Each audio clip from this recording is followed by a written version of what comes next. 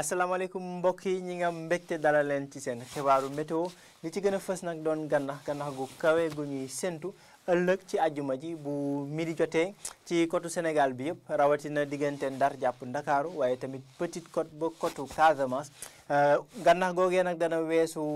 ñetti mètre jëm ba ñetti mètre ak genn wàll ci diggante àjjuma ji ëllëg ci midi jëm nag ba altine benn fan ci weeru avril bu 6 heures ci ngoon jotee ñuy ñaan nag suñu mbokku nappkat yi ak képp kuy faral di dem géej bàyyi xel xibaar gu ni mel ngir mën a aar boppam ak ay jumtukaayam bu loolu weesoo ñu jàll ci jéeri ji gis que ne asamaan su leer la ñuy nemmeeku ci guddik tey gi waaye tamit ëllëg ci daanaka Sénégal wërngal këpp bu ñu xoolee ci guddik tey gi mbokk yi dinañ gis asamaan si daanaka asamaan su leer lay doon ngelaw li dina jógee bëj gànnaar ngelaw loolee nag moo fi desandil seddaay bi rawatina ci diggante Ndakaaru jàpp Thiès Louga jëm ba boori Ndar fukki degré ak juróom-ñett ba fukki degré ak juróom-ñeent la ñuy séntu ci gox yooyu la bu njàllee ci biir dëkk bi température bi dana gën a kawe ñaar fukki degré ak ñaar jëm ba ñaar fukki degré ak juróom-benn la ñuy séntu ci diggu dëkk bi rawatina diggante Bawol ak Saloum waaye tamit boori Casamance jëm ca boori bëj gànnaar ak penku température yi gën a kawe ci guddik tey gi de ñu ngi koy séntu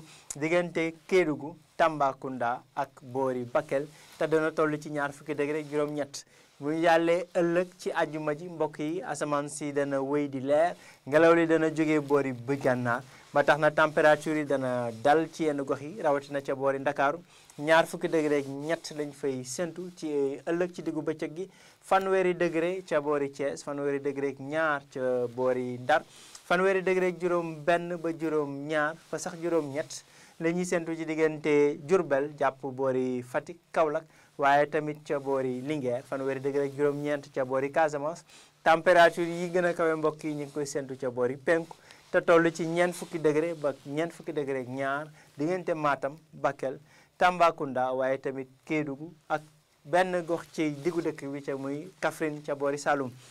mbokk yi ci tënk asamaan si daanaka leer bu baax ci réew mi ngelaw li nag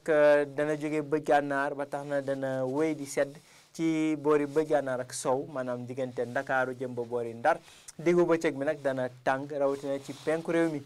bu loolu weesoo nag géej gi ñu ngi fay xaarandi yëngu-yëngu rawatina ci àjjuma ji ëllëg ci àjjuma bu midi jotee dana fi desandi nag ba altine ci benn fan ci weeru avril bu 6 heures ci ngoon jotee yëngu-yëngu boobu nag du leneen du dul gannax gu kawe boo xam ne mën naa egg ba ñetti mètre ak genn wàll ci côte Sénégal bi yëpp li ko dalee Ndar jàpp Ndakaaru Petite Côte ak Casamance ñaan nag suñu mbokku nappkat yi ñu bàyyi xel xibaar ngu ni mel li ma doon mbokk yi xibaar yi jox leen dig daje ëllëg ci xibaar météo jërë ngeen jëf